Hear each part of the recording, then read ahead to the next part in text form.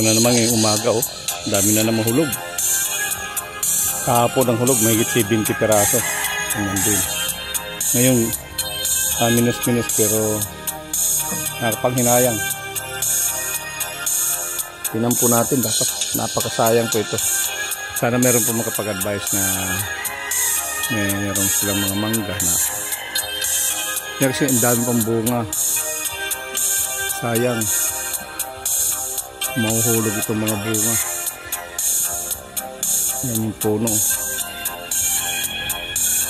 Pinukurang ko na nga yan dahil sa dami ng bunga. Medyo bumaba ng kaunti itong kabilang sanga. Yun. Sayang kung mauubos ang bunga nito. At daming bunga yan. I-zoom natin ha. Yung bunga niyan kumpul-kumpul. Yan. Nandun sa taas. Sayang kung mauubos yung bunga niyan.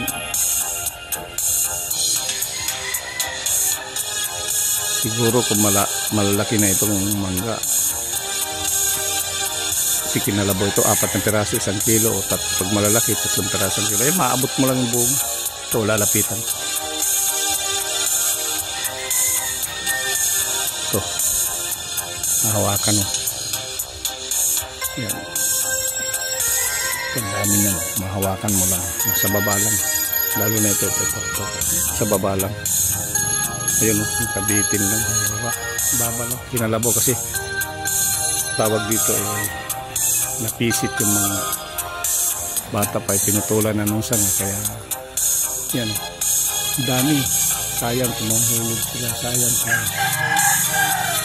marami mahulog, lalaki na nahulog pa. Baka dinadayo rin ito ng paniki, kaya meron din nahuhulog. Yan o, kumpul-kumpul yan. Yan yung sarang yan. Yan, sa taas naman. Yan. Kumpul-kumpul din yan. Sana hindi namang hulog kasi sayang, lalaki na. Ganito rin kalalaki yun. Tinan mo, halos mag-ano sa palad, pumasok mo sa palad. Sabihin lalaki na. Yan, laki-laki kong tao.